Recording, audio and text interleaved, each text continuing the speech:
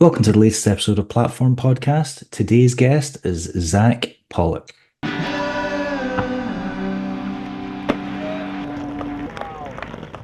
was for you, Mom.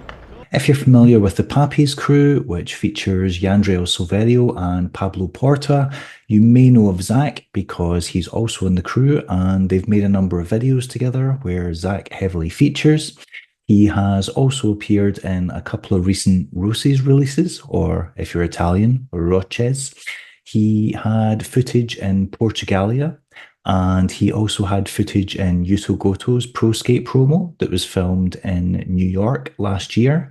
But most people will be familiar with Zack because he is the winner of the most recent Franky Morales Invitational, which took place in Miami, Florida. He beat some serious heavy hitters from across America and internationally, or Europe. They all flew over.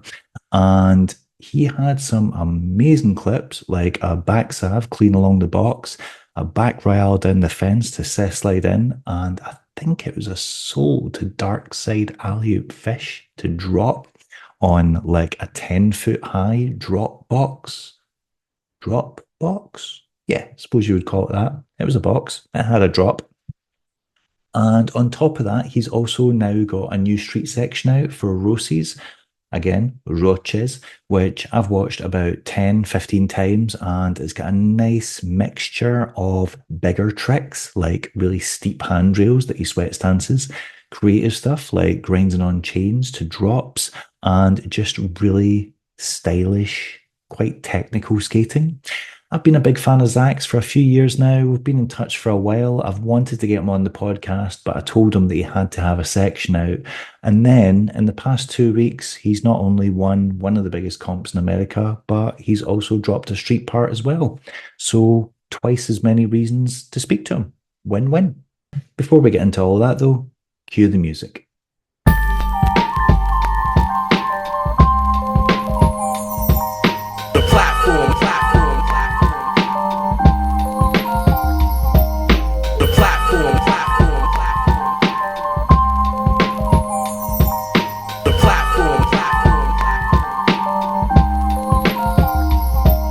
The platform. The platform. The platform. The platform. Hey, How you doing, man? good. How are you? I'm good. Check you with the vintage rollerblading attire. I know. eBay's a wonderful thing. eBay? Yeah, but like how and when and how much I think ridiculous amount of money did you spend on that? no. Sometimes you find good deals, like $20, or maybe this was 30, but not more than that. That's wild. That's like Yeah. that's like a normal price for a t-shirt. Yeah, Like in good condition. yeah. I mean, take a look. Nothing wrong with it. Man, that's Sean Yeah. Sean Kelso is going to be jealous because he's normally scouring eBay for those vintage rollerblading deals. Yeah, and also Depop as well. I don't know if you have that where you're located. I am such a dinosaur that I only recently got vented. All my friends were making fun of me because I showed up to a session and I had this new shirt and I was like, yeah, man, got it off eBay. And they were like, who still uses eBay to buy clothes? And they were like, if you want like good secondhand stuff, they're like, go on Vinted. And I was like, oh man, I've heard about this, but I just can't be bothered having like another app on my phone. And then they all bullied me into it, and now I'm obsessed with it. I know. It's an addiction at this point. Yeah. Like whenever you're bored, I'll just like start scrolling. And I'm like, I really don't need another pair of straight skate trousers. And oh, here we go. Right. Just yeah. Yeah. But admittedly it is better than eBay. So well, for clothes anyway. So yeah. Depop. I've heard of it, but I've never used it. Right. So this is where all the vintage sellers are selling their skate goods. Yeah, but that's where you'll often see like, $150 for a t-shirt, but it's like, man, it's like really good stuff. Okay. Like what? I can never spend that much on a shirt.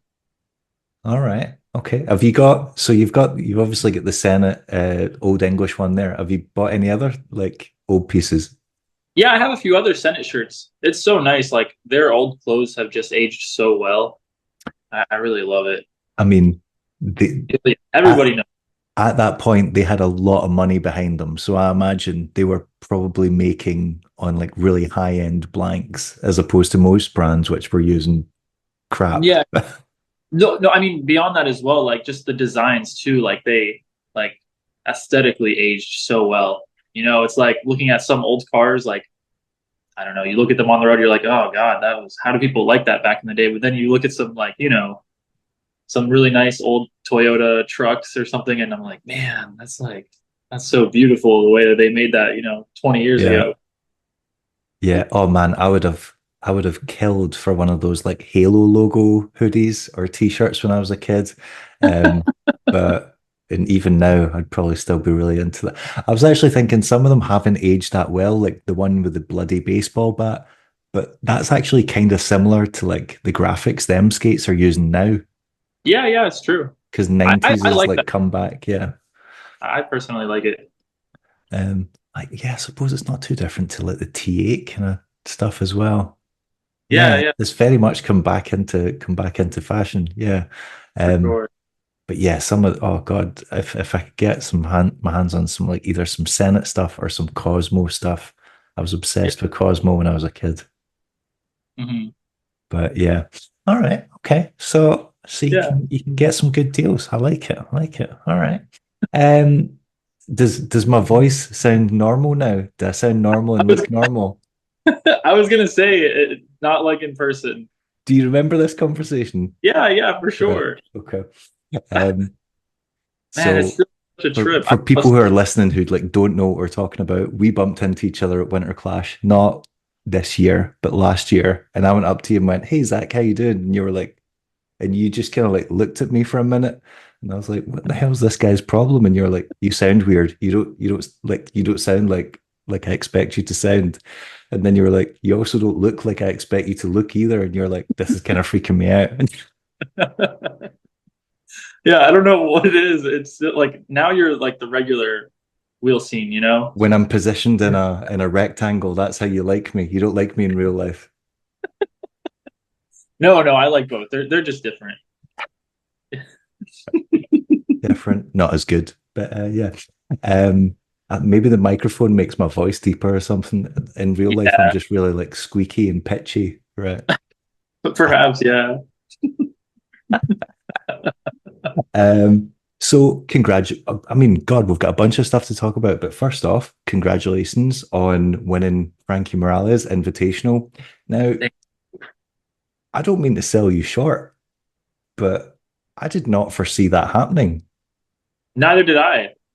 You And I know, don't I don't feel like that's offensive or insulting to say. Like you do not strike me as a guy that is like really big on competitions. yeah, I mean, I hadn't competed since the previous FM Invitational. That was the first time at any competition, and it was like so crazy to me. Even after the competition like had just finished, I had no idea that I was like in the running for winning. You know, I was like, oh, I think maybe I got third place, or like if I'm lucky, second place. But then I started like talking to all of the spectators, not all of them, but many of the spectators, and I like up until I spoke to them, I had no idea that I could win it. Like ever, so many people just came up to me and like, "Man, you really won that," and I was like, "Oh, you're just being nice, like thank you." And then after like 30 people said it to me, I was like, "Dude, like, can I actually win this thing?" And then I was with my friend Freddie White. Obviously, you know Freddie. Yeah. He had stayed with me, and he's judged previous winter clashes, and I was like in the car with him on our way to the after party, and I was like, okay, like give me your honest opinion. Like, do you actually think I could have won the competition? And he's like, man, I don't want to get your hopes up because you know how competitions can go, but like he really picked exactly who was in order. He's like, I got you in first, Jeff in second, and Victor in third. It's like, man, that's actually crazy. Like, and then that was like the order of the results. It was crazy. That is pretty crazy. Also, imagine, right? imagine everyone saying that to you, and they're like, "Oh, Zach, you've got this, man. Man, that soul to dark side Elliot Fish to drop off the end, that back rap, you've got this, you've got." And then you get there and you don't even make top three, and you be like, "Oh man, I'm extra bummed now. I'm like so depressed." Yeah, for real. I know it was funny. Like it was exciting hearing everybody say that, but at the same time, I was like, man, I just can't get my hopes up because, like, realistically, I saw the way Jeff skated, and I looked back at it too, and the way Victor skated. And man, like some of those tricks were really fucking crazy. Sorry, I don't mean to swear on the podcast. I don't know if this is okay. That's fine. Um, Yeah, that box, like how it looked so high off the end. It's the kind of thing that I feel like you can only take that impact a few times, and then your knees or your heels are like start screaming at you. Like it looked at like 10 feet off at the end, at the very end. yeah, I think we measured it, and it was around there. Like it was beyond. Like you can't reach it by, standing next to it and touching the top. It was really high, but Frankie's a sadist. Like yeah, he's an old man. He should be more respectful of people's knees and ankles. yeah.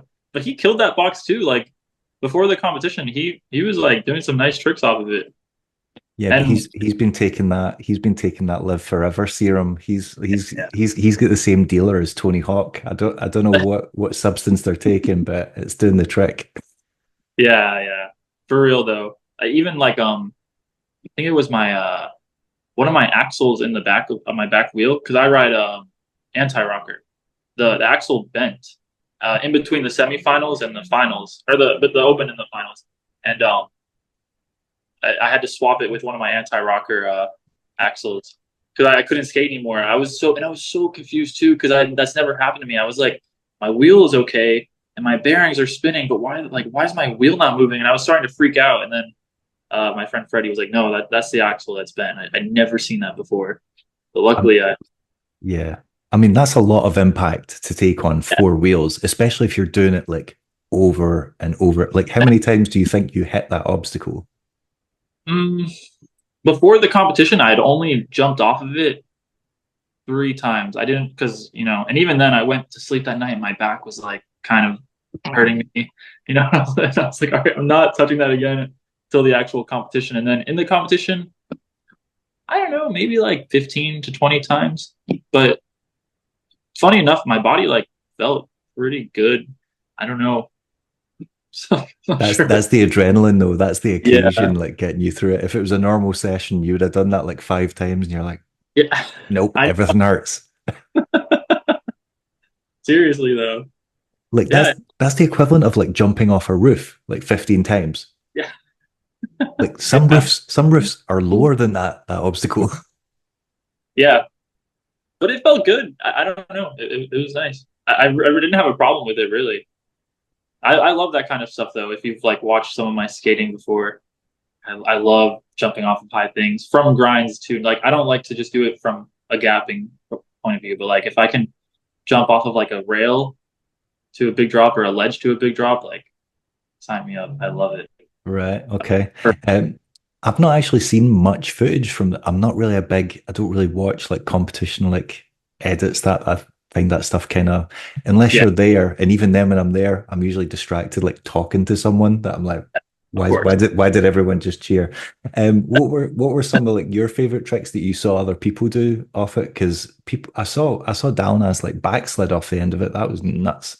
But That was I haven't really, seen much else. yeah. I mean, Dalnas like front salved it. He did the backslide off of it. Personally, my favorite trick that I saw was and I didn't see it until after the competition. I had no idea he did this. He did on the ledge next to it. There's like these. Well, one of them was covered with a kink ledge, but the other one had like a just like a piece of PVC over this down ledge next to it.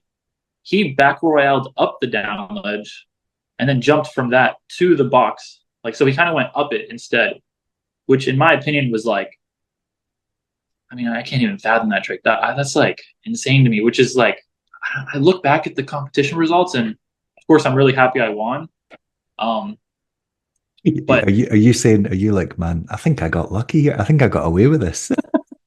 I mean, yeah, like I kind of, yeah. Or like, I mean, I wouldn't be able to say like if he won the competition, I wouldn't be like, man, how unfair. Like it could have really gone either way. Same with Victor too. Like the amount of tricks that Victor landed, like seriously, he could have won too. And I'm like, there's nothing I could say about it. It's like, yeah, I mean, I could see why you won for sure. Yeah. I mean, but like some events are like that. Sometimes you get a comp and you're like, oh, that guy's running away with it. That Yeah, guy's landed. And then other times you're like, this is hard. This is, yeah, yeah, for yeah. sure.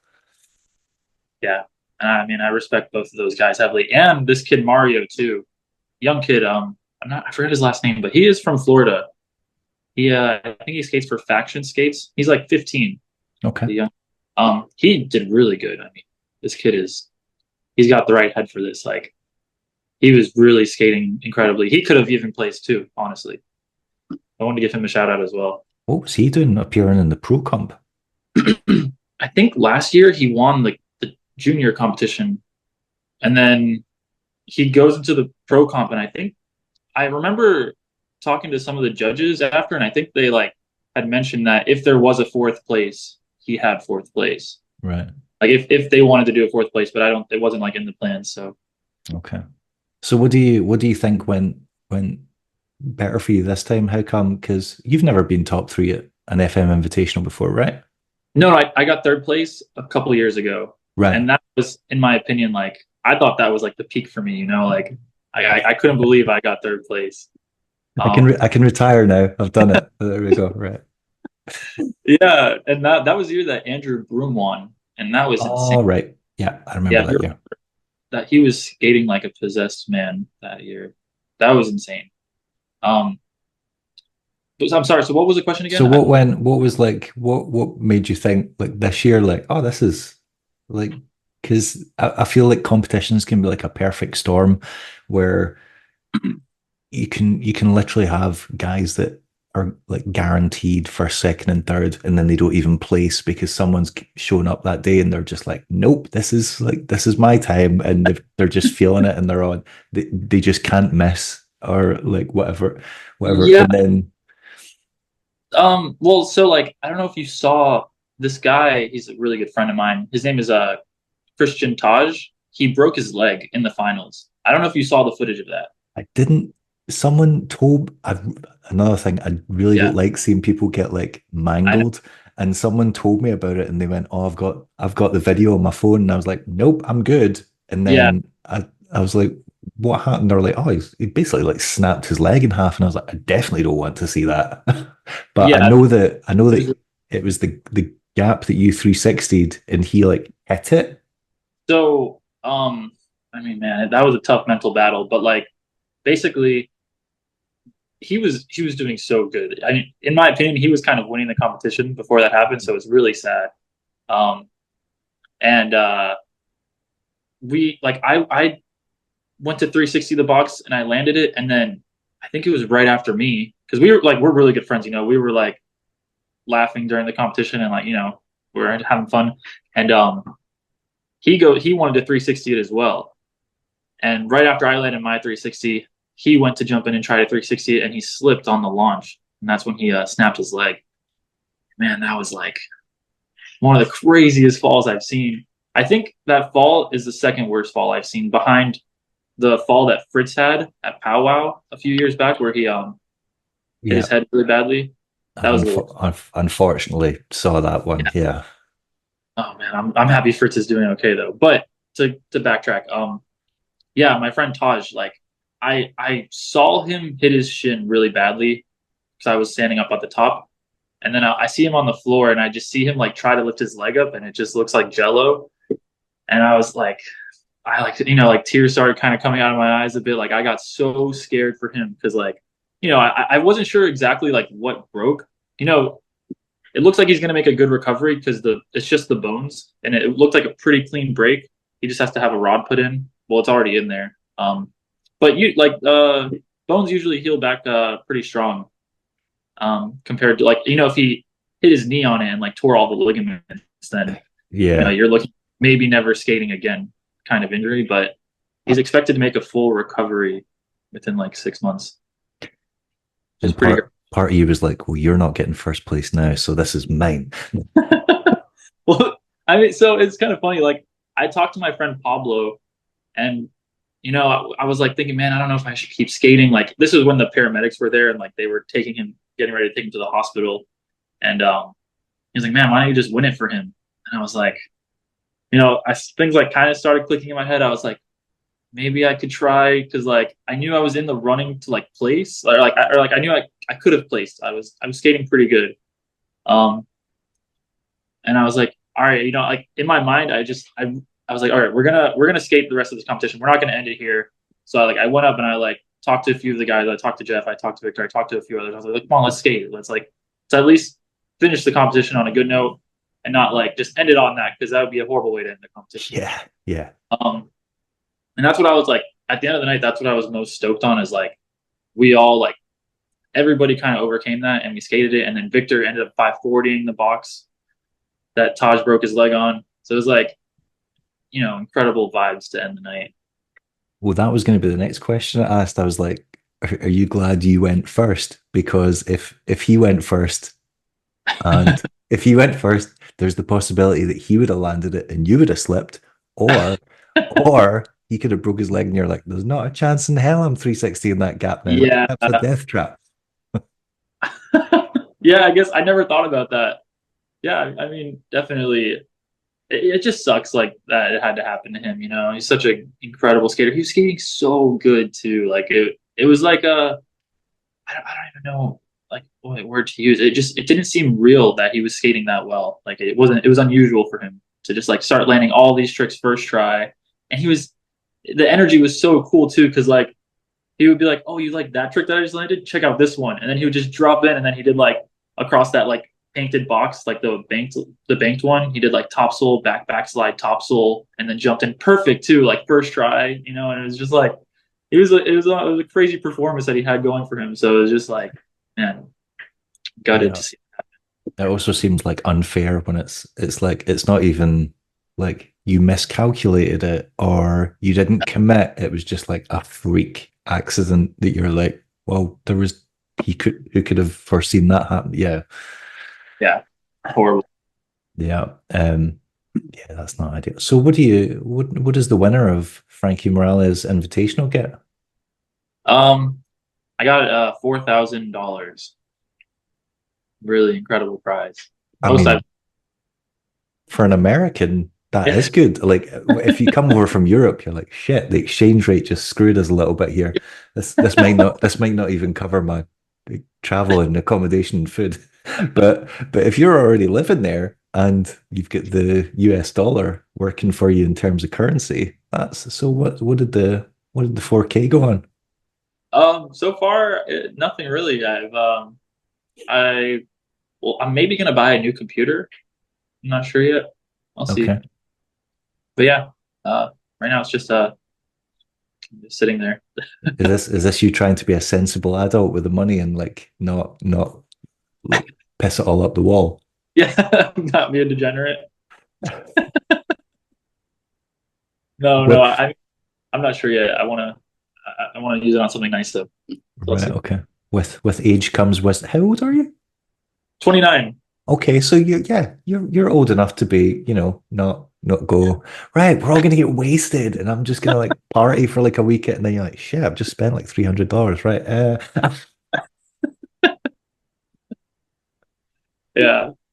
$4,000 that's pretty good competition earnings. Like even I'm pretty sure winter class is only like 1 or 2,000 euros. Yeah. I mean, the glory that comes with winter clash though is, and True. I mean, I come from like a privileged perspective where I really don't need the money. I have a good job and like, my life is fine. So, I mean, at least to me, and I feel like a lot of people can relate, like, winning winter clash isn't about the money.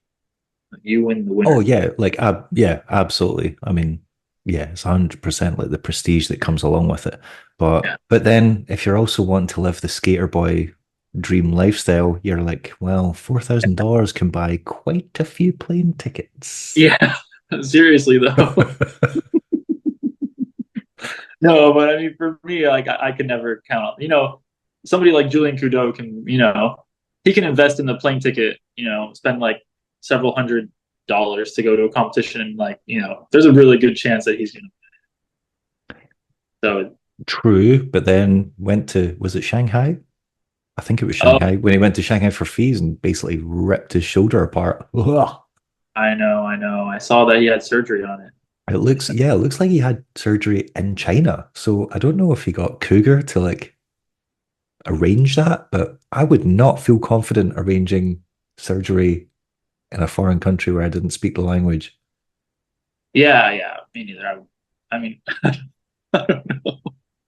See, whenever you see stuff like this in social media, and he's like, "Oh yeah, getting my surgery out there," like my head, like 1,000 questions pop into my head. Like, how did you arrange this? Who arranged this for you? Did they pay? Did you manage to get it for free? Like, how does that? Like, Yeah, so many thoughts enter my mind. Yeah. yeah. Um, I'm curious how that like sponsorship works with him, because it seems like it's pretty good. I well, mean, I don't know.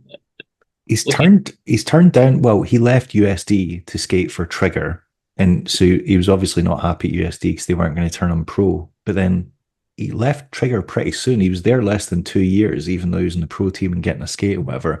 And then he mm, was perfectly happy just to skate Solomon. Salomons for years. So they must have offered. And at winter class, he was like, Razors have asked me to skate for them, yada yada yada. And he's like, but there's nothing these brands can do for me that I can't do for myself. So Cougar must have stepped up and offered something. Yeah, yeah, definitely. And that, from what I understand, that's a pretty established company in China. I mean, so they say, but I feel like it might be an established company, yeah, just in China. Yeah, I yeah, feel like in terms of, because I've never even seen their recreational skates stocked anywhere. So yeah. unless That's I'm in China. completely oblivious. Yeah, but hopefully he's doing good. He deserves it. Yeah, in terms of competition stuff, he is an absolute. I kind of feel like if he doesn't fall, Mm. he's near impossible to beat. Like most of the times when you see him getting beaten in competition, it's because he's pushed it too far and had a Yeah. spill. Um, I mean, he won the last FM Invitational by a landslide too. There was no chance anybody could beat him. oh, that was the year he went to America and just cleaned up. He went to the Yeah, Carriers Open as well, and there was just it was like the Julian Cadeau World Tour. yeah, yeah. That's right. I forgot about that. He's like, I'm coming to your city. I'm taking all your shit.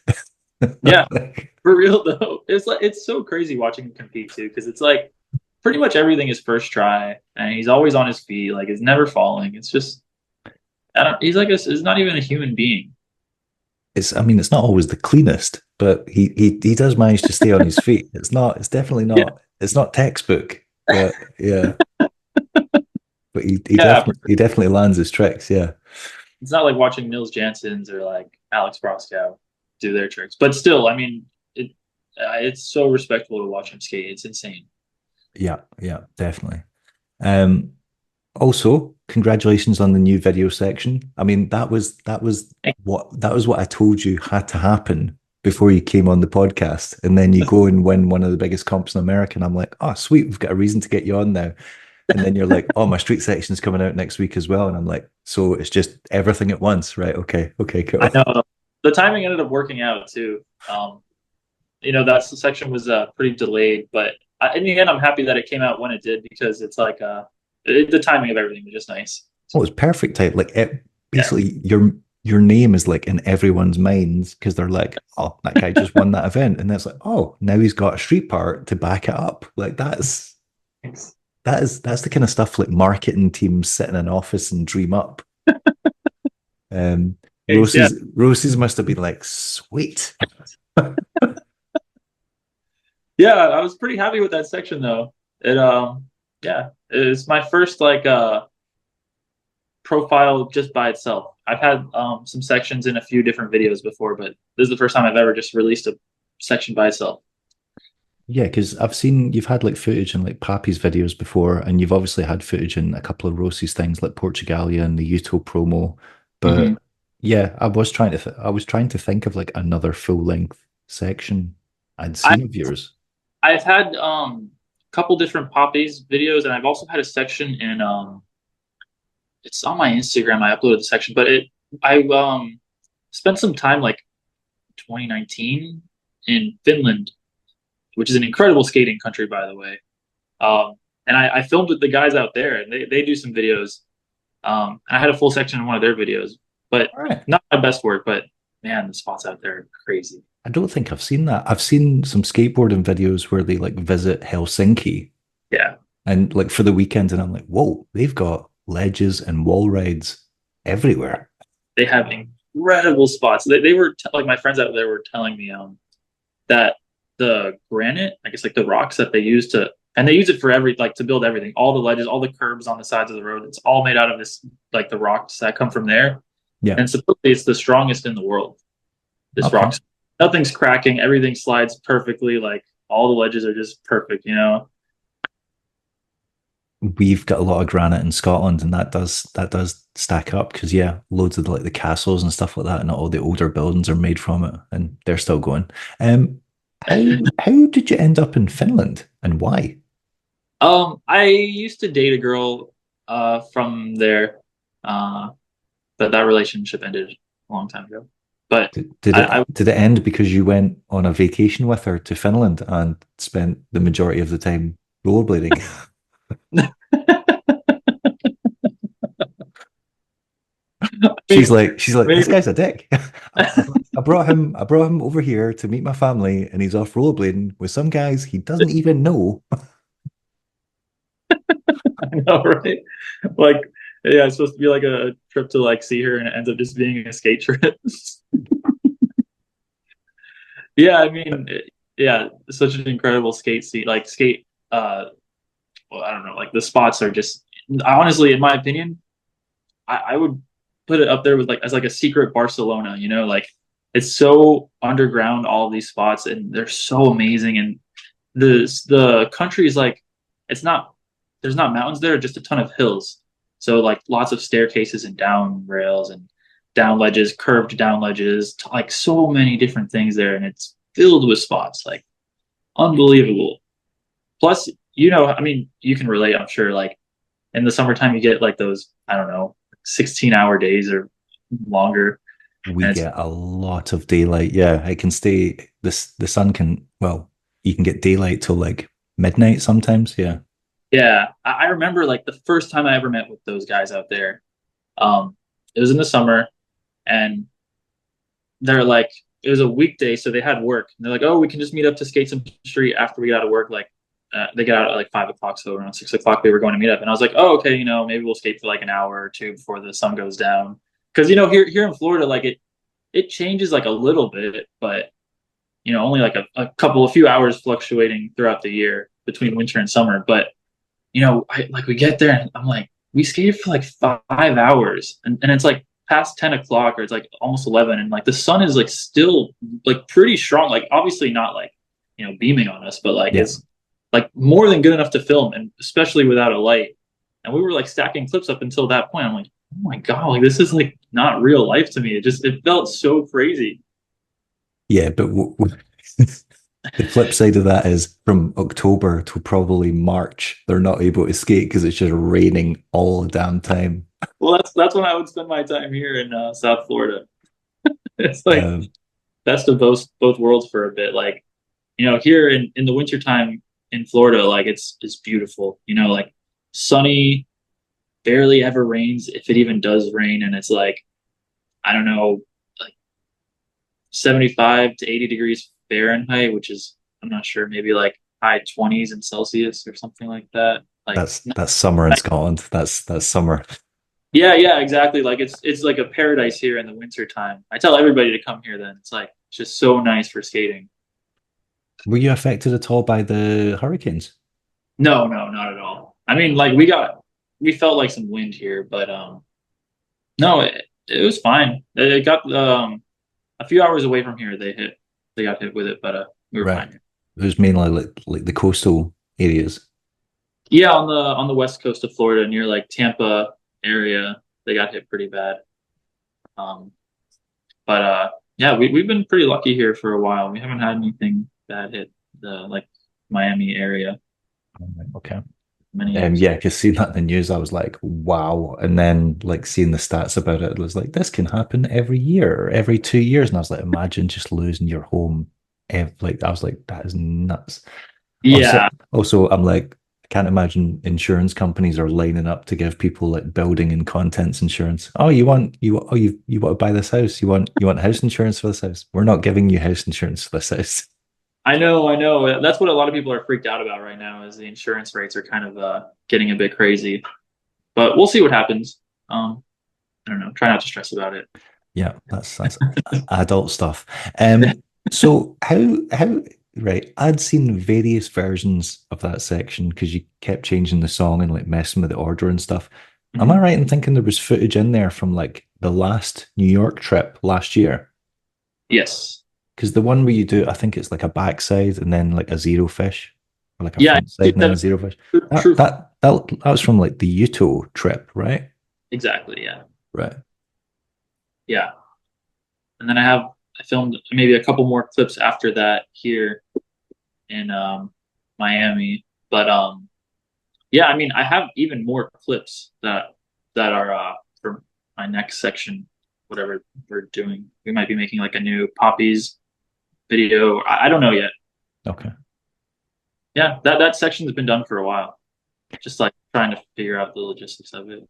Yeah, because in the description it's like filmed in Miami in Italy, and I was like, that's lies. That's lies. I was like, Yeah, I recognize these spots. That's there was like I think one clip, maybe two. I think it was just one in New York. okay. Yeah, yeah, we forgot about that. I'm watching this like what? Yeah. Because then you kind of like reverse that trick as well because you did one where you did like a front side. I'm gonna mess up the trick order, but you did one where you like did a front side and then a zero fish, Yeah, I did and then was a there not a backside and then a zero fish or a backside and a true fish or something? I can't believe you noticed. I didn't even realize I did that. Yeah, that's true. That was in Zach, I'm a fucking nerd. I don't know if anyone told you that. I noticed this stuff. yeah, yeah, that was filmed in Rome actually. Right. That was a good spot, yeah. Man, I missed that. Um, nice. Okay. So yeah, like the Papies thing, I'm I'm probably got this absolutely wrong, but the last Papies video I remember watching was called Happy, I think. Anger. Anger. Was Almost. It was was it anger and it had a smiley face? yeah. That's why I was thinking it was happy. And I Yeah. remember that because it had like it had like cocktail twins and stuff like that in it and Yeah. definitely like had it very had like a kind of like dream pop I think kind that of was filmed during COVID, like during the lockdowns, most of that that stuff. that wasn't the last one. Has there been videos since then? Not no, I don't think there's been any full length videos since then. Right, okay. So what's because Pablo's a bit of a mystery to me. So like I know that he obviously films loads of the like Yandriel stuff and things like that. And Hmm. obviously he's filmed the Pappy stuff and he's had footage in like Mike Torres videos and things like that. But you guys were like really active for a while and then it all just kind of seemed to like quieten down and you all just seemed to like separate off and do your own thing. And then Pablo got on for Gods and Hmm. then it was like he got for Gods and then we just never heard from him. Hmm. I think he Yeah, had like one short amateur thing, maybe for like an Instagram thing or something. I don't even remember if it was on YouTube. I remember he had like a short gods thing, and then that yeah, was yeah. it. And I was like, I would have thought with how like prolific he is at like filming and editing and putting out other people's stuff, I was like, he's got to be stacking. But then just nothing came. Yeah, well, you got to remember, like, there's only a couple people that could really film him the way he likes, and Right. I'm I'm maybe the only one down here that he can really rely on, and it's been tough, like with me getting busier with my job, and then he's been busy with his job. Our jobs just don't align. He works the regular 9 to 5 schedule, and I work on the weekends. So Right. Why? What do you both do for work? he does IT, Oh, uh, okay. and he gets to work from home. Like he does hybrid as well, so he works in the office and from home. And I work for my family's restaurant. I don't know if you knew that. You mentioned catering before, but yeah, I didn't know like in what Yeah, capacity. they Okay. catering restaurant. Um, so I get to work with my brother there. It's been nice. Is that nice? Like, Yeah, yeah, it is. I mean, I mm, I really like my family, but I don't know if I would like to spend time with them in a working environment. No, I mean we have a really good communication with each other. It's nice. Like Okay. I really respect what he does.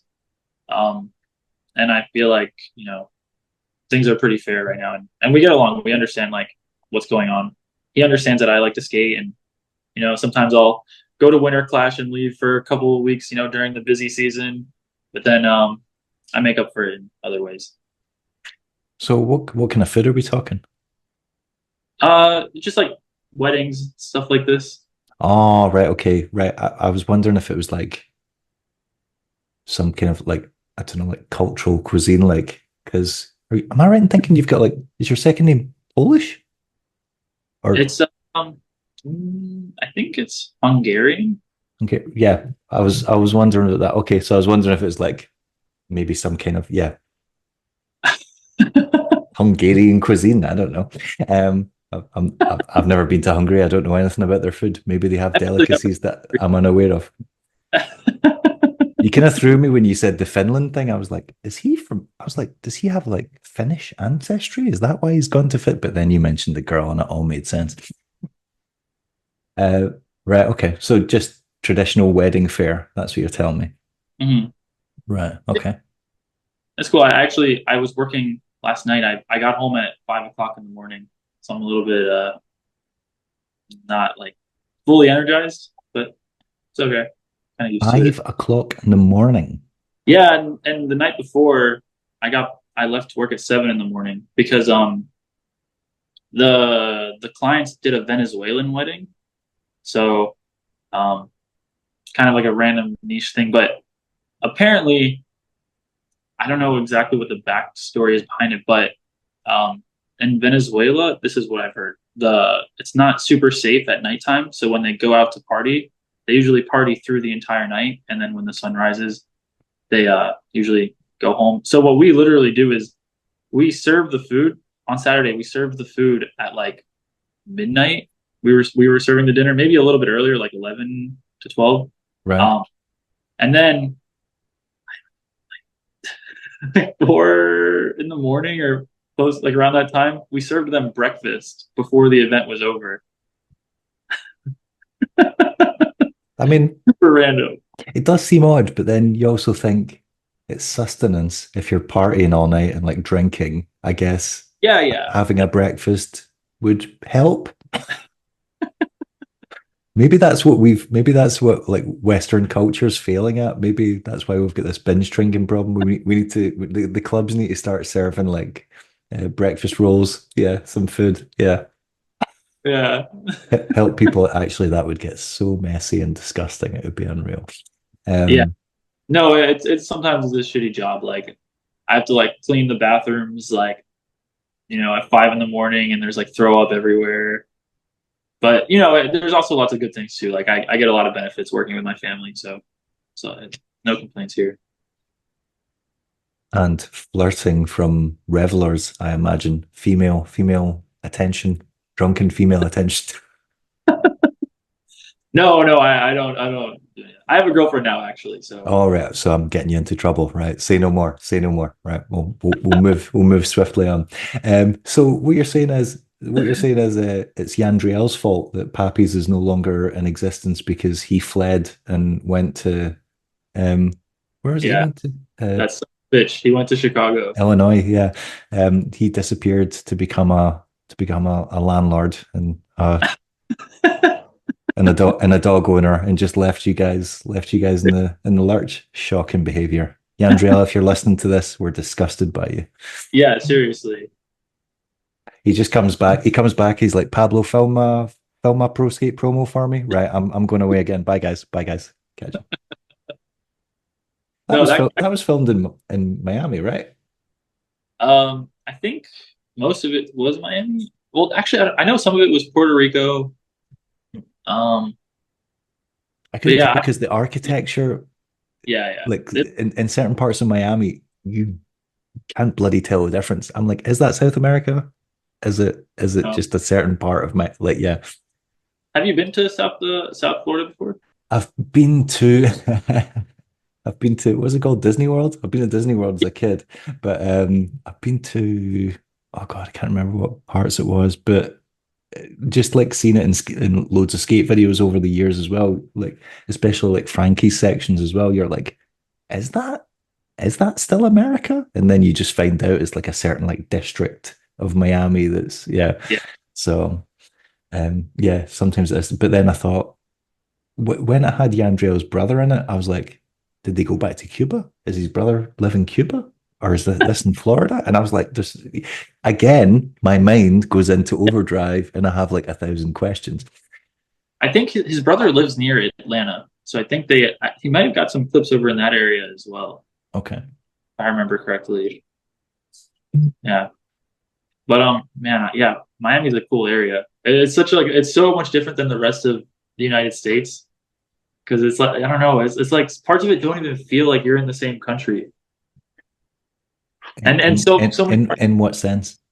like it just looks like maybe like you're on one of the Caribbean islands or somewhere in South America and like you go into some stores and like nobody's speaking English and even so like some of the workers don't speak any English, and I have to speak in like my broken Spanish to them, which I need to work on.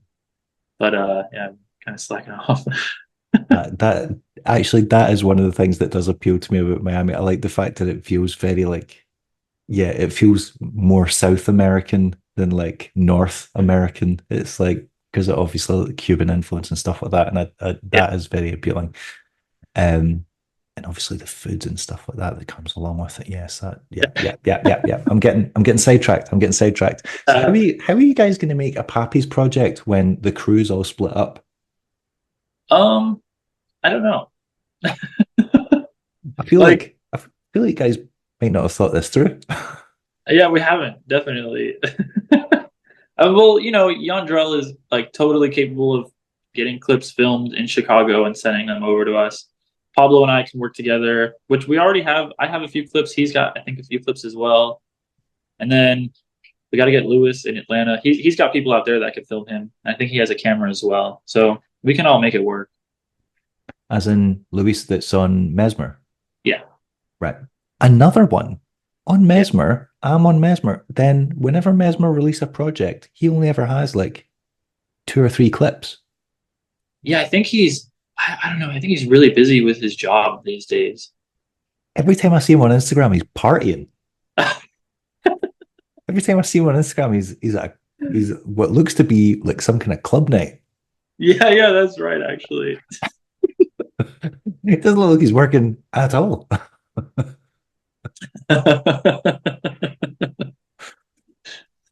It's like, Every time they do the Mesmer tour, he's like, I'm too drunk. I'm too yeah, hungover. Can't do this. I know. I love watching his skating though.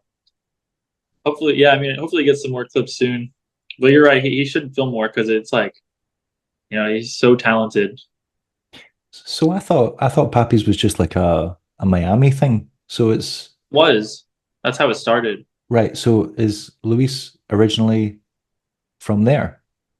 Well, he grew up here. I think he was he was born in Cuba as well. Same with Okay. Yandra, but they both came here at a young age and grew up in Miami. And then Lewis moved to Atlanta, like I think during around COVID time as well.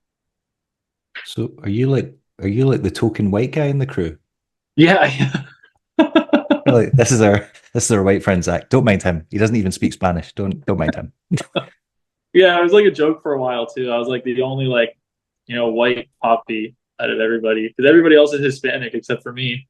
I was about to say, see in the summer when you get tanned and then you've got the long dark hair and the beard and the dark eyes, you're like, no, guys, come on, guys, I've got the uniform. No, so Yeah, they pick on you for being the resident white guy. Okay, right, cool. I like it. I like it. I like it when it's reversed. That's yeah, yeah. Um. So right, okay, cool. Yeah, So yeah. is there, this is something that you've basically just like mentioned in passing. There's not actually been a plan set in stone about getting this done. No, not 100%, no. And there's also other maybe things that could affect the plans as well. Like I might be filming another section for something different. It's still so early to even talk about though, and it's still like it's like it. I don't know. Maybe for another company, another section. Well, it can't be for Red Eye because you jumped ship. No, no, it wouldn't be for Red Eye. Although I do love those guys still. Would it be for a wheel brand or a frame brand? Maybe. I don't know yet. It's still like in the like I haven't even spoken to anybody other than the riders yet at this point. Okay, so somatics then, yeah. No. All right, not somatics, right? All right, okay, all right. Can't be Dream Urethane. Their team is bloody huge, and they've only just started. Although I do like their marketing and their riders a lot. That is a cool company. Which one? Dream. That's Okay. a cool. They, But they they do have a good team. mhm. They've got a serious team. Yeah, yeah. God, what's with it? What's with rollerbladers being mysterious? What's the secret? It's not like you're not. So what happened to Red Eye Wheels? Why are you no longer skating for them? Um. Oh man, that's a. I mean, that's a tough question. Uh, I, mm, I don't really want to get into the like heavy details of it. Um, I will say like I do still love the owner and I love like all the riders on that team. Just not John Fromm. You hate John Fromm. That's what it is, isn't it? You punched John Fromm in the face, didn't you? Violence is never the answer, Zach. It's never the answer. You're not denying it. No, no, no. I love John. Yeah, I mean, things got a little bit like sticky at the end. And it wasn't really like Red Eye's fault. It was just like a tough situation to be in. And I thought it would just be like easier for everybody if I just kind of left the company. That was the vaguest answer I've ever Yeah. heard in my entire life. I don't think it's really fair for me to like speak about like the situation like publicly. You know, there's like more like many more people. I'm not like it was more than just me. You know, like it was a few people. All right. Okay. So what wheel brand are you going to be riding for then? All I'm asking for is a straight answer, Zach. I don't. Well, the thing is, I don't even know. Like, I mean, we still have to talk about it. Like, it's just, it's something that's exciting for me, and hopefully we can work something out. But I don't know. I don't even want to say anything because there's like, nothing could happen. It can't be Dead Wheels because there's no way in hell they'd let a Roces rider on their roster because they'd instantly lose cool points. They can't be doing that. They can't be seen to be doing that. Yeah, man, I wish it could be though, because Dead Wheels is like that's like my favorite brand. As part of like my favorite wheel brand. Okay. What you don't like Dead Wheels? I mean, I'm riding Dead Wheels right now. I wouldn't say they were my favorite. I would say I've skated better wheels. Oh, okay, okay. I haven't skated the actual wheels in been a long time. But They're my favorite. They're my favorite. They're my favorite wheel brand. Oh, I've never used the wheels though. What? Use the wheels? Are you mad? I don't know. At this point, like, okay, when you ride anti-rocker, like, in my opinion at least, like, nothing fucking matters as far as like wheels go. You know, like Oh, true. You're just going to burn through them like yeah, so fast. Yeah, yeah. especially if you're skating street in Miami, like it doesn't matter. Like it's like you're talking about like, okay, are these wheels gonna last like a month or are they going to last like 3 weeks? You know, it's like, and it really depends what kind of spots you're skating and like how hot it like. 'Cause sometimes you skate here in the summertime street and like I have like good wheels that really only last me like 3 or 4 sessions. You know, like I just mean, because I'm yes, they're not meant to be skated on the surface of the sun, yeah which I imagine is what Miami feels like in the middle of summer. You're probably like, I could fry an egg on this pavement. yeah exactly. But I mean, the as far as like the marketing goes for Dead Wheels and the team, and like the graphics that they design and like how they release everything, man, I think they do it like so cool. I even just bought their Black Dragon skate team shirt. Oh no, no, you did not. Oh, I love that. I think that was so cool. it looks so awful. It's like kind of Really? shit tattoos like 90s bros get. It's like a tramp stamp on a t-shirt. Hell yeah, I love it though. I think it's so cool. I actually got to check on the shipping update on that. So I'm like Yeah, pretty. check on that. Make sure DHL don't lose it. That'd be a real shame. It'd be a real shame if Parcel Force lost that. Yeah. Um, see see when tongue-in-cheek humor translates into apparel that you then have to wear out in public where people can see. That's when I'm like, this joke's gone too far. This is no. I I, mean, I love Alex Brosco as much as anyone, and Sean Darst, awesome. Whoever else is, and who else was in that? Dean Coward. I can't remember who else who is, but uh, I'm not wearing a t-shirt with a tribal dragon tattoo motif on it. No, not a chance in hell. yeah, fair enough. Man, I fucking love it though. I think it looks sick. You can get away with it. You've got long hair. If I do it, I'll look like a boomer that's having an identity crisis. But look at this middle-aged dad thinking he's like alternative and Yeah. edgy. Oh God, it'd be like up there with, I don't know, wearing like a Nirvana t-shirt or something. They'd be like, "Oh man, that guy really thinks he's like cool. He thinks he's the shit." Um, yeah, yeah. When that was released, I was like, "Oh, okay, that's niche. That is niche." But it's Dead Wheels, so I imagine it'll sell pretty well. I feel like you're just a sucker for marketing because you're all right. You're all about the Senate gear and you're all about the Dead gear. So basically, they just need to package it in a pretty way, and you're sold. Yeah.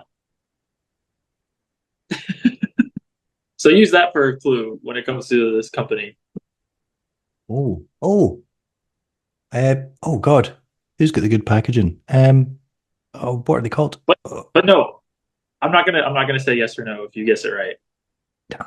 Chroma wheels. It's Chroma wheels. I'm not gonna say yes or no if you guess it right. So Zack Pollak is the latest pro on Chroma wheels. You heard it here first. Platform podcast. Broke the news. He broke the news. Also, Zack didn't punch John Fromm in the face. That was a joke. We both know that John Fromm would murder Zack if they ever get into a fight. no, come on, I would kick his ass for sure. No, I'm I, just kidding. If you're listening, I do not know. John is a lovely man. I really like him. I'm not gonna wish ill will upon him. So you're riding for Roces. We've just announced that you're riding for Chroma. no, we didn't. How would you pronounce it? Would you say Rosies because you're an American, Of and course. that's how Americans have always said it since the beginning of time, since Yeah. prehistoric dinosaurs were roaming the earth. We called it Rosies. Or would you when you go to Italy or you're around Marco or Martina, rest in peace, would you say Roces? No, it's always Rosies. Right. Do they ever make fun of you for not saying it right? No, I mean, even when I went to like the Rosies headquarters in Italy, like I was still kind of like saying Rosies around the bosses. So they don't care. Right. So you didn't feel weird when they're like, so here at Roches, and you're like, yeah, Roses. And they're like, no, Yeah. Roches. And you're like, yeah, I really like Roses M12s. And they're like, the Roches M12s. And you're like, no, Roses. It's like one of those like shit slapstick like comedy Yeah. routines. And you're like, no, we're saying the same thing. No, we're not, because you're saying it wrong. I don't know. I think Rosies sounds better. So do I. Like So do I. it's just like a nice sound, you know. But then I also think Alex Brosco sounds better than Alex Broscow. Um, but but Oh, then apparently that's how you pronounce his name, and I've been saying it wrong for like decades. I even watched a video. I stumbled upon this thing like Alex Brosco Instagram clips, and there's the very first clip is John Julio going, "Here's Alex Brosco," and I'm like, that's really confirming that I've been saying this wrong for decades. yeah, it's always been Broscow. Yeah, but Americans do that, but British people have always called him Alex Brosco because that's like the Yeah, intonation. So yeah, um, it's like Spanish people. Well, yeah. like sorry, in Spain they always call like John Julio like John Julio Ah, yeah, yeah, because they don't do the huh. yeah. So it's quite funny whenever like he would come over to Europe and he must be like, why is everyone saying my name wrong? What the- That's Um, that people in Spain would do that because like that sounds like a very typical like ignorant white American thing to do is to like not pronounce it Julio and say John Julio. yeah. Or it's like whenever I'd like text like a Spanish friend and they'd be like ja ja ja ja ja ja ja ja ja instead of like ha ha ha ha ha. And you're like, right, okay, cool. Yeah. So you're on Roses. Are you sponsored by anyone else that you can actually officially talk about instead of this, Mission Impossible Code of Secrets?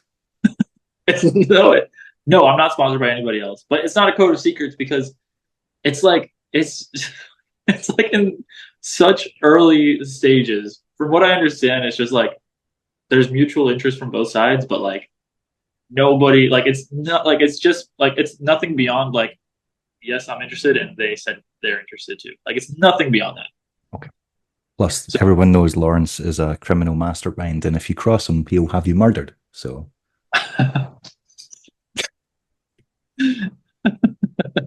so say no more. Secret safe with me. I won't tell anyone. How did you get on Roses? um so back in the day, man, it's funny saying back in the day. It wasn't that long How ago. many years have you been writing for them?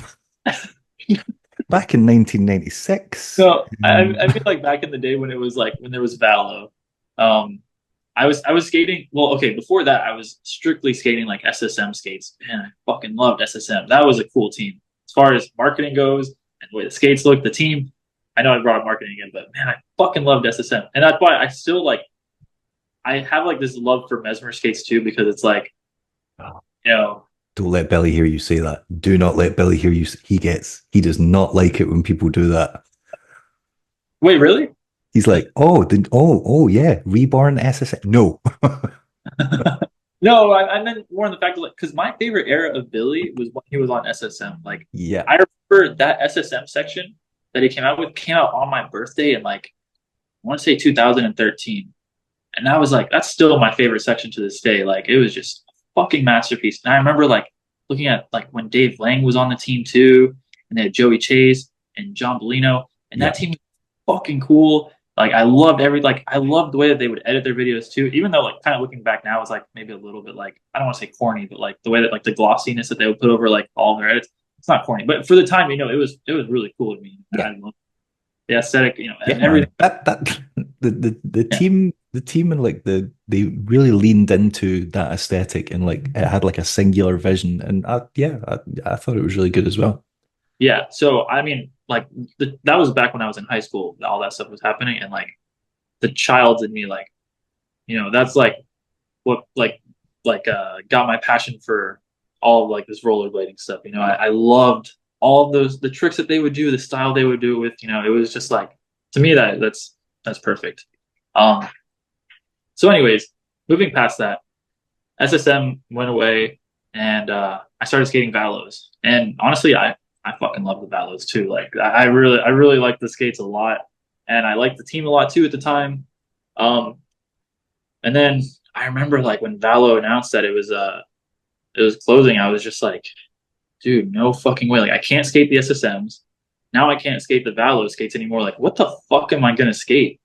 And then like lo and behold, like Rosies, I did because I was like a little bit. I don't want to say like sort of like I didn't pay attention a lot back then. You know, like I would like nobody really noticed me back then, and I wasn't really like super deep into like looking at every single company like I am now. You know, like I Yeah. observe everything. I'm obsessed with it. But back then, I didn't really notice what like I didn't understand what was going on. So like after some time, I saw that Rosies was coming out, and then Pablo gave me an old pair of his V13s because I was only skating the skinned Valos at that point. Mhm. And he's like, try these out, and if you like them, you can just get the new M12s that are out right now. I was like, huh, okay. And we have the same size feet, so it fit like a glove. And then I honestly, Fit like a glove. Sole plate was half the size. yeah, I was worried about that You're too, like, shit, grinds just got harder. but honestly, I like the sole plate a lot. Like, it's really nice. Um, and then I was like, at that point, I was like, fuck yeah, like I'm gonna buy the Joe Atkinson M12s that just came out, and I bought those, and I was like, my skating just, you know, I loved the skates, and then I started observing the team, and I was like, man, they got Nils Janssen on the team now. They've got like I remember they had like Stefan Brandow, Martin Danning, Chad Horn. They had like a lot, and Grant Hazelton too. Like ended up becoming an incredible friend of mine. And they had a few others on the team too. Um, and I was like looking at them build this team, and you know, and I was just like, holy shit! Like this is like, I love the skates, and I really was like, I don't know, I saw something like drew me in that direction to like aspire to be a part of that team. Okay. And yeah, I remember like um I think I was skating the Joe Atkinsons, and then trying to remember exactly what the timing was. I think it was around the time that Levy got put on the team. Mm-hmm. I had sent an email to Martina. Because Grant was my friend, so he gave me her email. Ah, right. Okay. And That was your N. and obviously Grant knew I really wanted to be a part of the team. And I made like a really extensive email. Like I remember I had like my mom check it, my sister check it, I had Grant check it, I had some other people check it too. Like to really go over the team, I was like, man, this has to be like perfect. I was like trying to list like, you know, I was hearing tons of different feedback, like, oh, like make it so like talk about your accomplishments. No, talk about what you can do for the brand. Like, you know, and then it was like also talk about like your future and what you plan to do, and like all this stuff. Like, and I was like, all right, I got all these different minds telling me what to do, and I felt like I came up with the perfect email. I sent it to Martina, and then she's like, and then she responded some time later saying like, yeah, we don't really have space on the team right now, but like I can give you some skates. And I was like, fuck yeah, why not? I mean, you're like, that's all I wanted. I just wanted the free gear. Cool, sweet. Send over those free skates. That's pretty much all you can hope for in rollerblading sponsorship, anyway. Sweet. So yeah, she gave me the skates, and then I think those were the green Yuto Fifth Elements. Okay. Do you remember? I think it was that his first. I think it was his first pro skate. The black and green ones, yeah. Yeah. And then after some time of skating those, I met her at Winter Clash as well, and that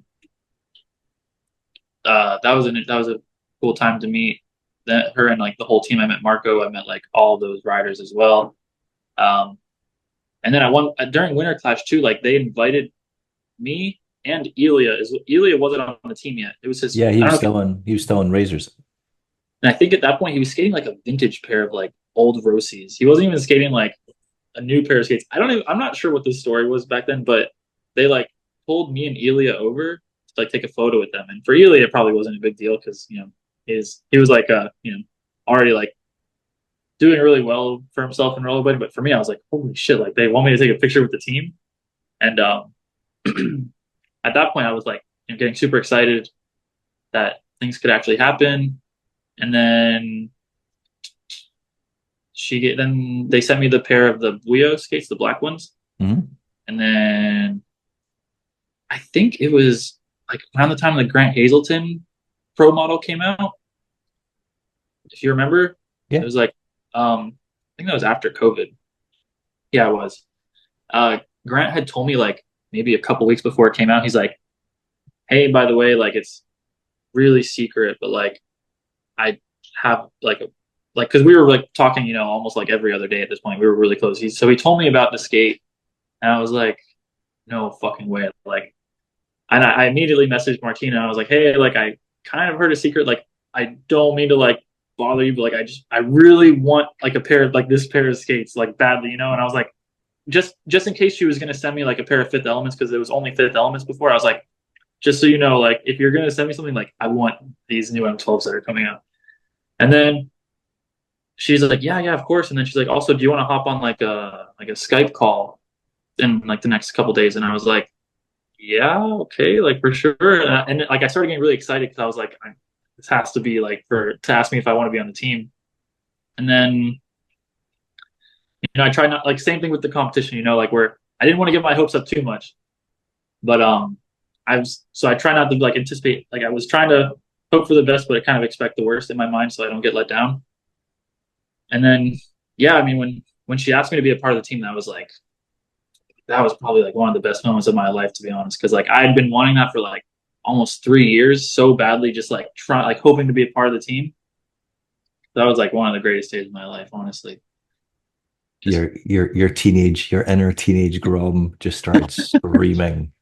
Yeah, that was a crazy time. It was bittersweet as well, like just with like the competition, like me winning, but like at the sacrifice of like my friend breaking his leg. It was like me being a part of the Rosies team, but like, man, at the same fucking time, like Grant Hazelton like blew up his knee, and like he couldn't skate either. It's just like, fuck, man, like who has to sacrifice themselves for like me to accomplish something? So basically, whenever something good happens to you, other people suffer. That's what you're telling me. Well, let's hope you never get a pro skate. Yeah, I know. As you get a pro skate, someone gets a career-ending injury.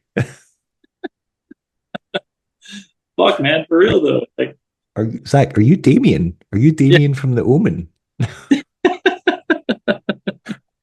Do you cause bad things to happen to people? Fucking A. Um, Yeah, that was a really special time in my life, man. I remember like sitting in the club one night, like crying because I was like so happy about it. Like all my friends are like partying, and I'm like, I had like a few drinks in me, and I just like started breaking down crying because I was like so happy to like finally achieve that, And it was like with the brand that I really wanted to. Like it was so cool. That was a weird period as well because Sean Kelso was meant to be getting on the pro team round about that time and was actually meant to be getting announced at Winter Clash. I remember that, yeah. And then pulled the biggest U-turn and had his announcement on them drop that weekend on YouTube. And I was like, whoa, that. And then he just denied all knowledge of like ever even being a possibility. And I was like, dude, I seen the texts. I was like, Yeah. I saw texts from you. Wait, what text did you see? It was between. There was like a group chat. There was like a Rosies group chat, and he was in it. That's funny. I was like, either someone's went wild with Photoshop, or no, you were meant to be joining the team. No, I think he was supposed to be on the team, and I mean, can you imagine like in like a perfect world if Roces still had Sean Kelso, Joe Atkinson, and they had like Nils and Bobby and like Yuto and Eli. Like, can you imagine?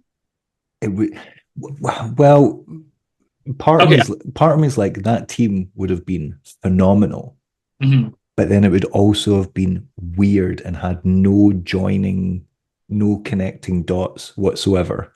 Like random Russian kid that just does flips and like is a bit of a circus freak.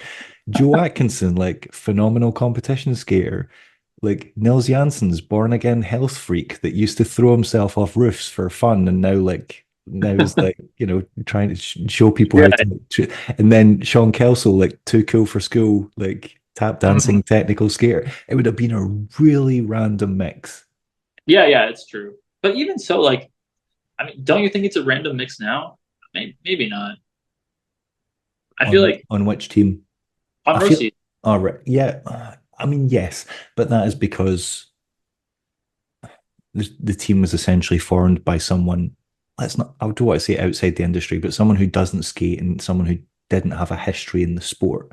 Whereas with them, it was like formed by former Valo riders, friends Yeah. of John Julio, and it had like more of a kind of family feel. Whereas Roses felt like they just plucked people that were either from brands that were dead, like Rems, or people that weren't getting shots at other brands, like Ilya and Bobby Spazov and stuff like that.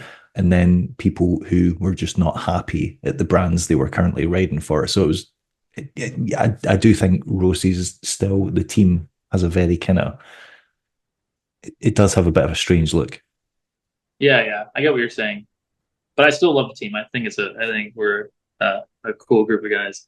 Oh, I mean, And there's no denying it, yeah, there's no denying it's a talent packed team. yeah. No, exactly. It's a funny mix of people.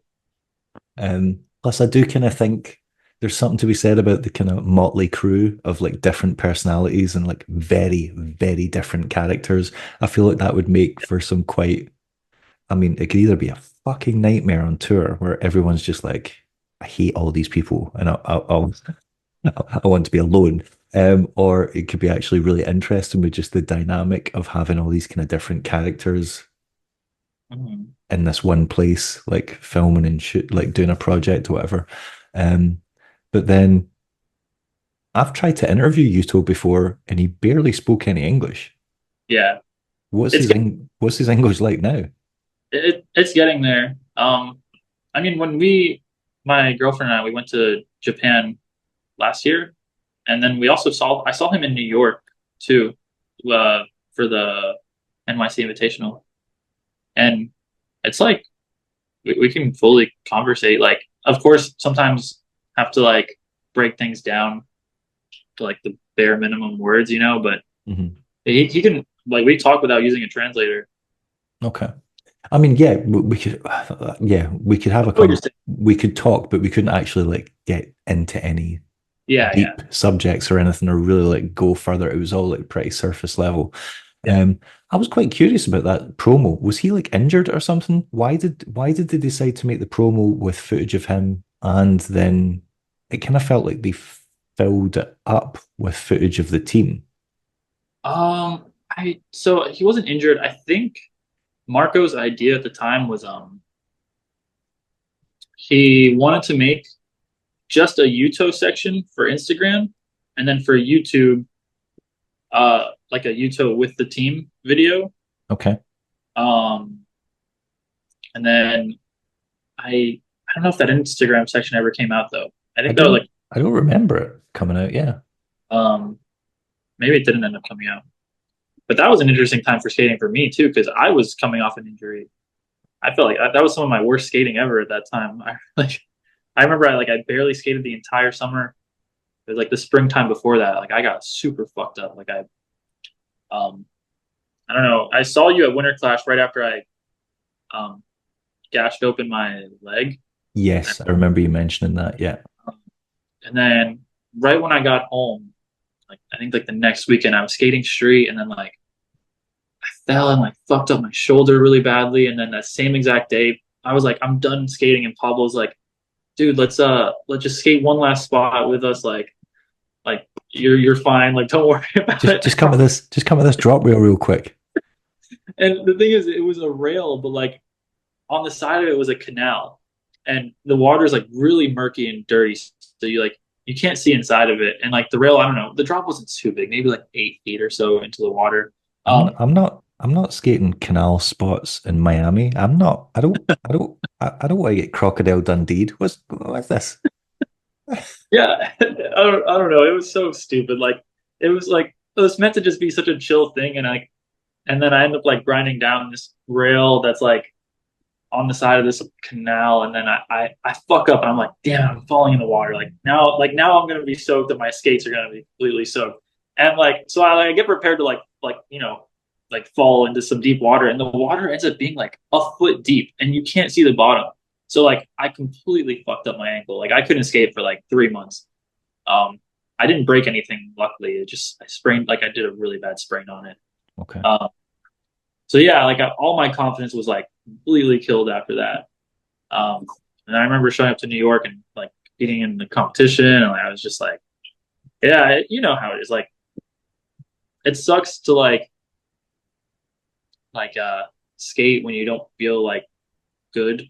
Oh yeah, there's nothing worse than when you can't perform to Yeah, like the extent of your ability. You're like, cool, my body actually just won't let me. yeah.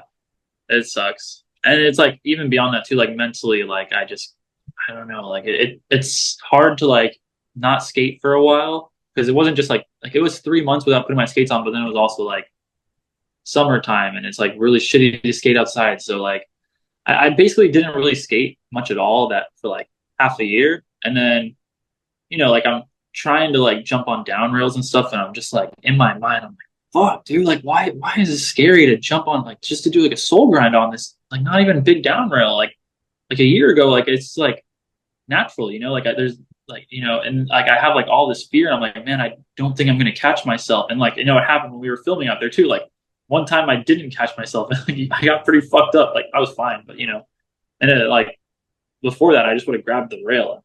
I was about to say it's so funny how like when you get out of that habit, you don't have the muscle memory, and then you take like a really hard like slap on the ground, and you're like, why didn't I just grab the rail? Why didn't Yeah, I like what like before I would have like spun out of that or rolled out of that, or like why did I just allow that the most violent thing to happen? it's so stupid, right? Yeah. Yeah, but I've like been discovering lately, like for my skating at least, in order, like it's tough because I always forget to like come back to this, but for me to actually skate well, and I feel like this can help a lot of people too, is you have to get yourself into good shape. And it's not just like flexibility and like, stretching and doing therapy, like foam rolling and stuff. It's like I in my opinion, you should be working out. Like you should become strong in your entire body. Like I'm talking like De- Definitely for yeah, well, I feel it definitely like is getting into like older age. Like in my 40s, I can't just skate. I can't just skate yeah, once or twice a week because my back starts hurting, like yeah, everything starts like cramping up. But now that I go to the gym like 2 or 3 times a week, I don't get the back pain anymore. I don't get the cramping. Like, and it's like, yeah, like if you want your body to keep sustaining that impact, you need to like make your core strong, like especially like yeah, core exercises because that's like sustaining that for balance and grinds and stuff like that for like taking any form of impact. Yeah. Otherwise it's it, just shooting through your spine. And yeah.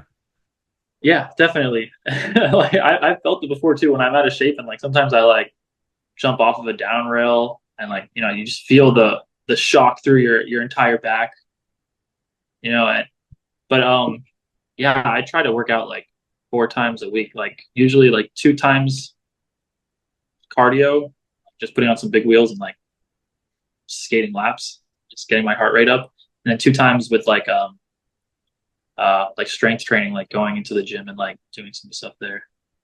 It's so funny how like attitudes to that stuff change. Now I know a lot of this was to do with the fact that well, I mean, when I started rollerblading in the 90s, we were like teenagers.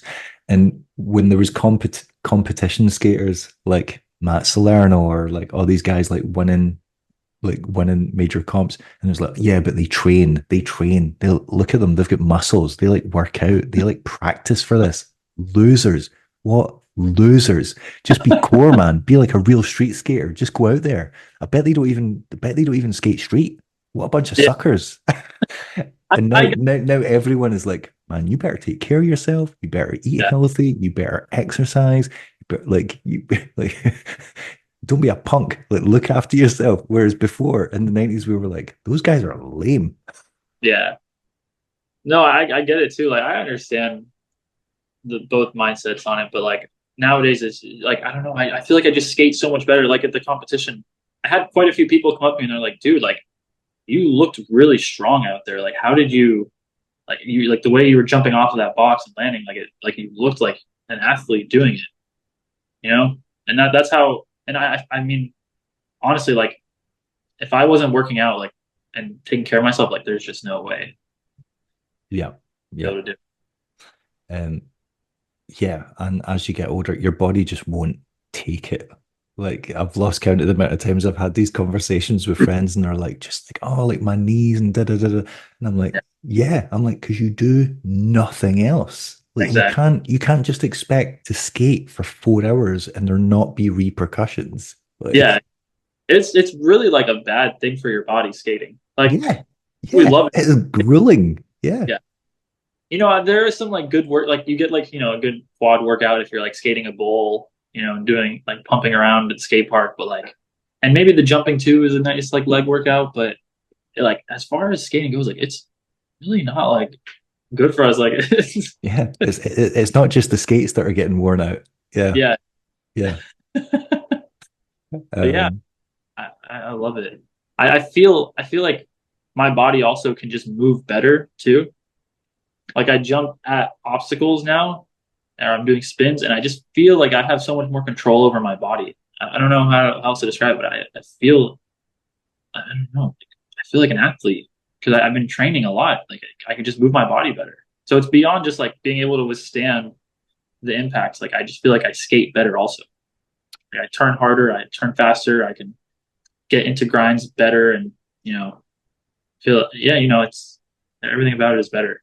well, I mean, there's a reason why you get all these like Olympic gymnasts and stuff like that, and they can do like, yeah, they can do all the rotations and they can do like I'm like, yeah, that's not that's not just like natural talent or practicing the same. Like they've got experts like guiding them on how to execute these things. And yeah, That's there's another thing too. I have a friend of mine who's like, um, he's a doctor, but a doctor in chiropractics, and he's been helping me train so much. Like this guy is like, there's no fucking way I would have been able to win the competition without this guy for sure. Like this guy's guided me through so much. Like any injury I have, he's always like working me through it. Any like just getting like the most physically out of me. I can't thank him enough. all the secrets are coming out now. You're like, I've got a workout regime. I've basically got a coach. I've got No, for real, I'm so lucky. Like it's so cool. Got some good resources. That's pretty awesome. Yeah, yeah. It's funny like looking back when I was like 20, 21 years old and like just only skating, not doing any working out, and like I'm 8 years older now. My body's older, been through way more, and like I feel so much better than at that point in my life. I mean, relatively, like There's other variables though. There's other variables as well. Well, A, like taking care of yourself better, but B is like I was talking to my partner about this the other day, and she was like, "How do you feel?" And I was like, "I'm skating better now than I did as a teenager or in my 20s." I was like, because every other weekend I was out partying and filling my yeah, body with God knows what, and then going out skating the next day, yeah, probably still under the influence of whatever the hell I'd put in the night before. And I was like, I was skating shit. I was yeah, like, now, like, no, I take the proper measures, and I was like, and I'm getting the benefits. And she's like, all right, okay. yeah. So That's another funny thing to like kind of look back on too. I remember when I first got on Rosies, like the first task I had was like get some clips for the Grant Hazelton promo. I don't know if you remember that video. I do Because Grant, remember, I remember they put out a promo instead of him being able to put out a yeah, section because he couldn't skate. Yeah. yeah, they asked like the whole team like, oh, get a few clips like each. I don't know, there was a certain number, but they asked all of us to get some clips for him and to make a video. And I remember like I was like, all right, I'm gonna get right to work. Like I'm gonna be the first one to like submit my clips, like just because like I was so juiced. But like it was such a funny mission because I remember we were partying and celebrating so much. Like every day we skated, the night before we were definitely like drinking a shit ton, and it was like I don't know, it was funny to like overcome and just wake up the next morning and like you know not really have a hangover, but like obviously you feel kind of shitty and like and also to like get to a spot after the if you drank the night before and you show up to like a down rail, I don't know, I kind of remember some research talking about it, but like drinking can cause some anxiety, especially the day after you drink. And if you have like any sort of anxiety, like jumping on a down rail is like so much scarier. Yeah. So, yeah, it was a fun like mission, just like going to skate and like I'm like fuck man, I'm like really holding myself back right now, but like it was honestly like some of the greatest times of my life too. Like no complaints. It was really fun, but the skating part was pretty tough. Oh, Ooh, sorry. I think Um, you died. no, can you see me? No, I think it's There we there go. we go. Back on. Sorry. Um, Yeah, I do know what you mean. Um, so what's the like? So are you on the like the AM team for Roses? How does it work out? What's their system? Um, they just have the pro team and the like ambassador team, like the flow team, whatever you call it. Right, they're still doing that. Okay, right. I don't, Um, nothing's changed really. and as in, is the only thing you get product, or do they like help you out with like travel and stuff like that? Like, how does it work? They would help me out if I asked them to. It just depends on what it's for. Like, mm, I'm sure if I messaged Alessandro and I was like, "Hey, is there any way you can help me with money to get to Winter Clash?" I'm sure he would, you know, help me with something at least. He probably wouldn't. I wouldn't ask for the full flight anyways because that's not realistic. But maybe he would help pay for accommodation or whatever it is. You're like, now that I'm the FM winner and I've just dropped that section, you gonna send me to Spring Cup? We're doing Spring Cup 2025. Yeah, yeah. But like I'm so lucky. I'm fortunate. Like I honestly I don't really ask for money because I really don't need it. Like I have my job and I'm doing okay. Of course, like I could ask and I'm sure he would be happy to help out, but I I'd It rather give is, the opportunity. yeah. It's quite a kind of funny situation that rollerblading's in right now, where very, very few brands can actually do for a skater what a Mhm. skater with just a not even a great job, just a decent job can do for themselves. Yeah, Like yeah, like a lot of brands just can't afford to send, you know, their entire team to like 4 events a year.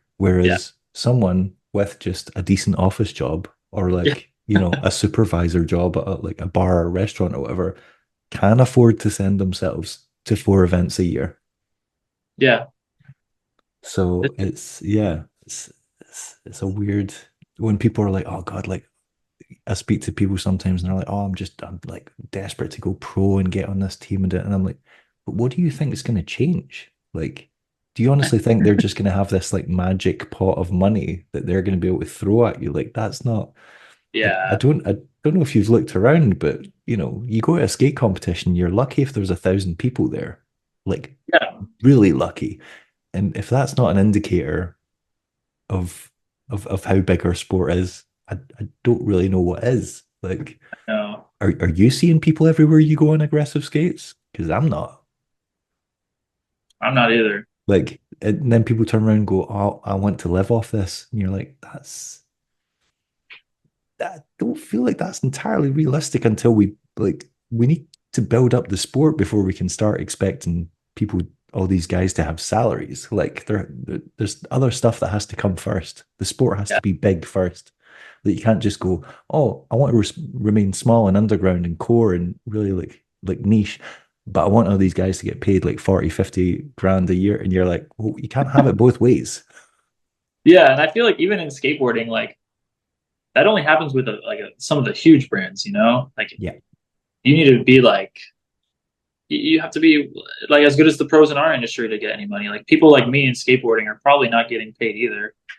I can't imagine it. Maybe they get some more help with other things, but Yeah, I do feel like even in skateboarding, the guys that are like living off it and like living off it, where it's paying bills and like they're not struggling, are again in the minority. And that's a much bigger industry than ours. yeah. And that's just like that's how business works too. I mean, I have no complaints. Like I'm not the one that's putting $500,000 into a company to you know get it going and putting all this risk into it. So I understand. But I want I don't mean to interrupt what you were going to say, but No, I was what, going to what were you going to say? mention that that guy Matthias from I think Power Slide. Hmm. I was going to say like I mean that guy seems like an incredible person to be able to create these like partnerships with Frankie and Billy and Montre. I don't know how Montre's. I don't want to speak on behalf of that, but to make these other So I think that is different. I think with Frankie, they've got like I think that it's like, yeah, a joint business venture. And with Billy, it's a joint business venture. From what I understand, Montre like manages the team and like okay, okay. is basically like a kind of manager for the brand. I don't think he's got any kind of Okay. Yeah, ownership. to be honest. But that makes sense too. But yeah, like I just like I wanted to say like he seems like an incredible person to be able to do that for those guys because that's something in my opinion that really sets up a rollerblader to be able to live off of rollerblading. You know? If they can make it work, and I do think Matthias is just realizing that he is getting older. He can't do. I mean, he's in great shape, especially for his age. Like he looks really good for his age, but I think he's well aware that he's going to have to pass on his company to someone, and I think he does care enough about the sport that he wants it to Yeah, continue growing, and it's not just going to continue growing if like only three guys are making money off of it. yeah. But that's So another thing too. Like we are in an interesting spot that now there's like seemingly like 20 to 30 rollerblading brands right now. Maybe not that many, but it seems like there's quite a lot, and I have like mixed feelings on it. such as Um, I don't know. It seems like it's making it harder for like all of these brands that have been here for a long time to really sustain themselves because now the pieces of the pie are getting smaller for everybody. true. But then again, it's like part of me also says like, I mean, what's the word? Like it's not that it's fair for anybody to like jump in and do whatever they want. You know, like who am I to judge somebody for wanting to start a skate company? Like, you get it. Yeah, I've got I've got conflicting thoughts on it. Yes, one, it's diluting the market. And, you know, unless we have more rollerbladers, you're just dividing their pockets further. And that's going to hurt all the brands, all the Yeah, existing brands. But then the other part of me thinks that the competition will mean everyone has to kind of up their game. yeah, And it could create better brands as a result, or potentially kill off the brands that aren't really cutting it. yeah. And I get that as well. That's a good point too. Because But there's some brands that deserve to die. Like yeah, they're I'm just not gonna they're name just any. not. Yeah, I don't think we even need to name them. I think everyone knows there's some brands that just aren't putting in the effort, and there's some brands that you're like, if you haven't realized by now this is a failed project, I I don't really know what to tell you. Like, Yeah, have you ever made money a single financial year off this brand? But yet you're still going yeah, like, like admit defeat, try something else. yeah. Exactly. I mean, like it sucks because there are like, for example, Echo Skates that's a new brand, and I do think that they did a good job. I think they created their own mold. If maybe I'm actually not sure about that, but I It think is, it they is, it's a new mold, yeah. and they seem like they're doing a good job with the branding and everything. It's like I that's a company that I personally have like no issues with joining the industry. But then there's somewhere it man, it just looks like they're like what is it called? Like they go to like Alibaba and like order like 200 pairs of skates and just slap like a logo on it and then say they have like a new brand. Oh yeah, Um, there's ones where you're like, you're not even trying. You're like, yeah, you're like, that's not even, it's not even like you've made a new sole plate or you've yeah, like, or you've like changed anything. You've literally just put a new sticker on it. yeah. How stupid do you think we are? And I'm not talking about I don't know I don't want to like make it seem like I'm talking poorly about anybody. I think T-Neck is didn't make their own mold, but I'm not talking about T-Neck because I do like that skate. They didn't make their own mold, but they made a sole frame, Yeah, and which completely changed the performance of the skate.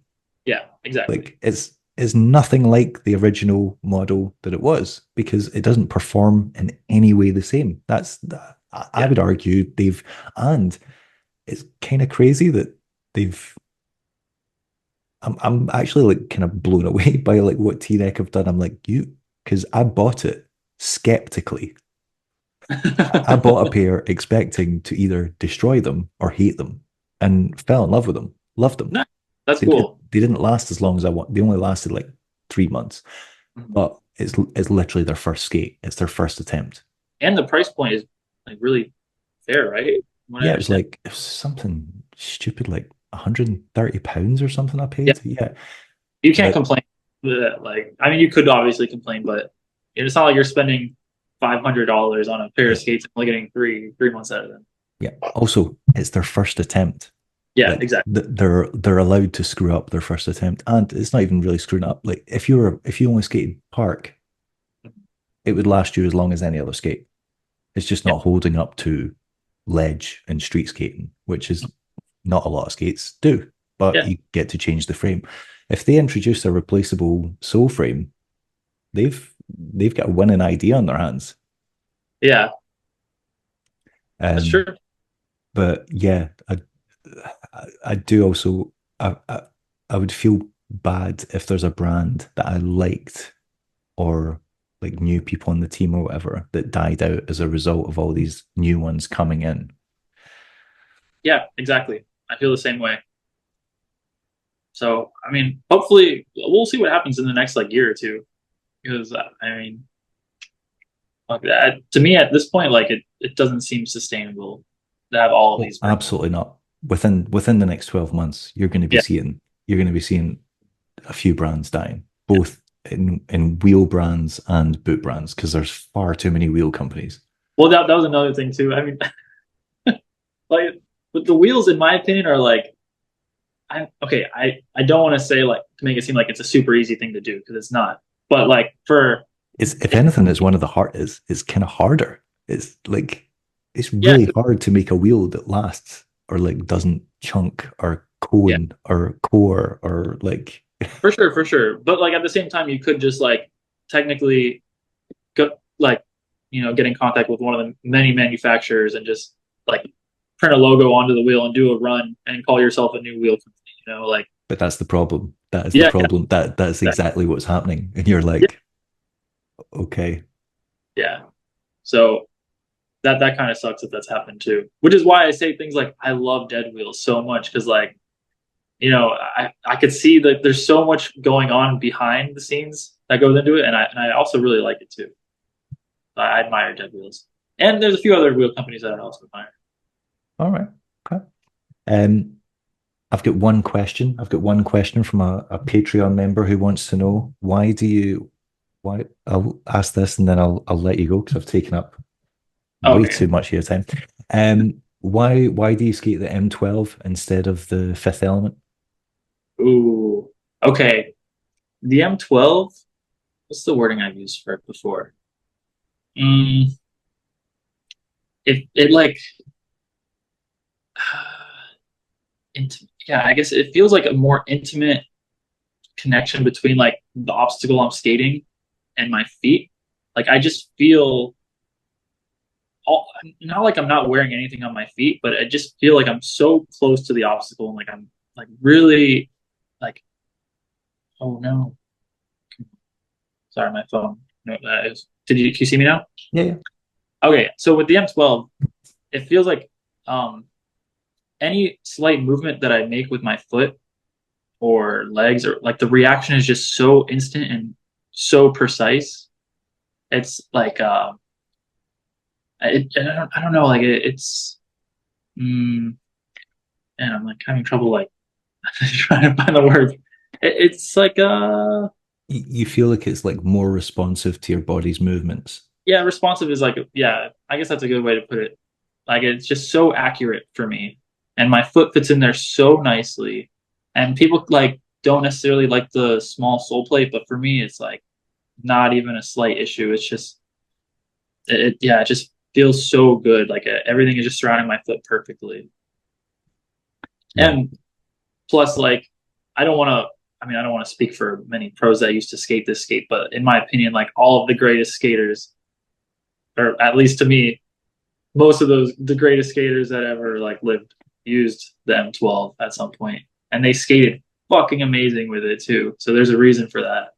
That is a very convincing argument, because that skate has got a ridiculously strong heritage, and right from like the mid 90s, the best of the best skated it. Yeah, absolutely. And the Fifth Element is a nice skate as well. I'd say it's nicer for grinds. If you want to grind like a ledge and feel like you have a lot of space and more room for error. But I mean, if you want to do everything on your skates, like get a pair of M12s. Feels incredible. Right. Okay. Right. I've taken up far too much of your time this evening, especially because it's rapidly approaching 11 o'clock at night here. Yeah, So yeah, no worries. I'll let you go, but it's been absolutely awesome talking to you, and Yeah. I'm expecting regular updates about how this new street part is going. Yeah, hopefully no delays this time. I want the same treatment as last time. I want to see rough drafts. Yeah. Are you going to Winter Clash next year? Yeah, I don't know. I was talking about it recently with some people. I would like to go. I got to see what's going on with work and um, things like that. But are you gonna go? Well, that's an easy fix. You're like, bro, I'm not coming in for a week. You're gonna have to get cover. Yeah, yeah. We'll see. I would like to go. Okay. Should be able to make it happen. Right. Well, Yeah. if you do, I'll see you there. Yeah, yeah. Thank you again, by the way, for this opportunity. This was really nice. It's all good. It was absolute pleasure speaking to you. Well, Yeah. we text flirt all the time, but now we're just doing it face to face. And then when you see me in real life again, you can be like, your voice sounds weird again. I don't like this. Yeah, definitely. I look forward to seeing you though. For real. Right, man. Right. Speak soon. Yeah, yeah. Take care. Bye. Bye.